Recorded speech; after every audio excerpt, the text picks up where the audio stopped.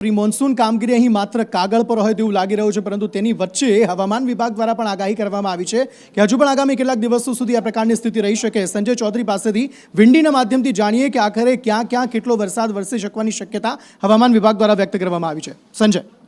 જે અંકિત, હવામાન વિભાગ તરફથી રાજ્યમાં આગામી 2 દિવસ સુધી સાર્વત્રિક વરસાદની આગાહી કરવામાં આવી છે। રાજ્યના કેટલાક જિલ્લાઓની અંદર ભારેથી અતિ ભારે વરસાદની આગાહી કરવામાં આવી છે। ખાસ કરીને દક્ષિણ ગુજરાતના જિલ્લાઓમાં નજર કરીએ તો હાલ પણ અત્યારે જે ટર્ફ બની રહ્યા છે, સાયક્લોનિક સર્ક્યુલેશન બની રહ્યા છે, તેના કારણે ભરૂચ, સુરત, આણંદ જિલ્લા સહિત વરસાદ કરી આણંદના બોરસદ તાલુકાની અંદર અત્યારે જોરદાર વરસાદ થઈ રહ્યો છે। એ ઉપરાંત ભાવનગરના કેટલાક વિસ્તારોની અંદર પણ અત્યારે ધોધમાર વરસાદ પડી રહ્યો છે।